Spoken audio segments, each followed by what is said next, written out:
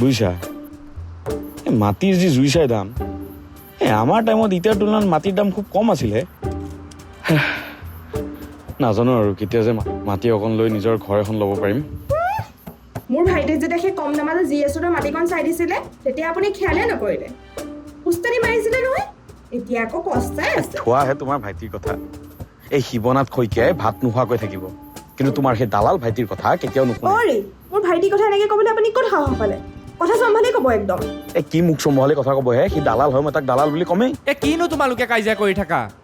আৰু এইটো বয়সত কাজিয়া কৰে নেকি কোনোবাই আৰু দেউতা তুমিনো সদায় মামাৰ কামক লৈ কিয় ইনচাল্ট কৰি থাকা আৰু জানানে মামাই কিমান ভাল কাম কৰি আছে মানুহে যাতে ঘৰ কিনাত কোনো ফ্ৰড নহয় সেইটো কাৰণে মামাৰ নিচিনা এজন দালাল লাগে আৰু জিএছ ৰোডৰ মাটিকণ ল'ব নোৱাৰিলে নাই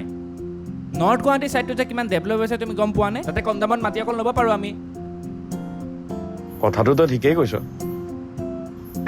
পিছে মই এতিয়া অফিচে যাম নে মাটি চাই ঘূৰি ফুৰিম দেউতা আমি ক'তো যাব নালাগে ঘৰত বহিয়ে চব ডিটেইলছ পাই যাম আৰু অনলাইন ছাইট ভিজিট কৰাও হৈ যাব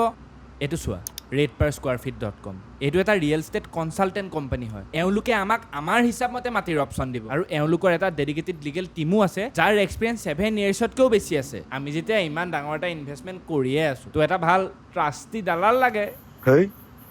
দালাল নহয় কনচালটেণ্ট বা বহুত জল্দি শিকি গ'লাচোন চোৱা মই ইহঁতৰ নাম্বাৰ দি আছোঁ আৰু ৱেবছাইটটো ভিজিট কৰিব পাৰা অ' মা তুমিও চোৱাহি আকৌ তুমি পাৰা নাই চাওঁ মই কৰি বাবা তোক এখন পৃথিৱীত ময়ে আনিছো বুজিছ নহয় rate per square feet property fraud হোৱাৰ no chance